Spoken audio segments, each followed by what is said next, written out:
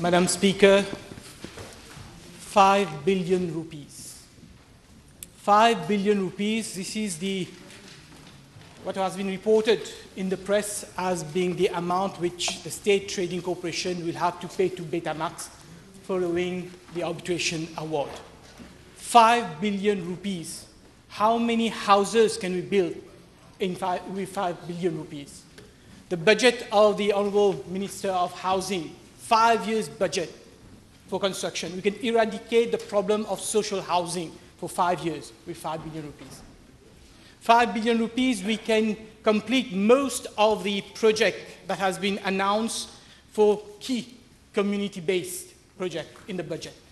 $5 billion, we can do roads, we can do drains. $5 billion, we can eradicate absolute poverty for a while. And yet, not a single word in this budget about the Betamax saga. Not a single word about who will be paying for that money. Not a single word about how will this money be paid. Honourable Minister Mentor commented on Betamax. Let me remind him that only one party in this country stood against the contract of Betamax when it was signed in 2009.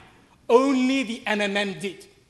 In those days, the MSM was doing what they call opposition loyale.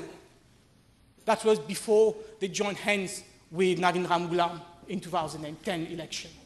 And we at the MSM criticized the Betamax contract, not because we have anything against the people behind Betamax, not because we have anything against Betonics, but we were not agreeable in the way that we were going to bind this population for the next 15 years, a contract that was signed in total opacity without any tender procedures being followed.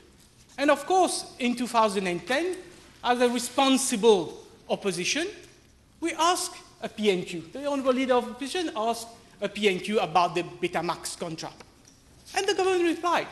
They set out a series of reasons to justify the decision to give the contract to Betamax.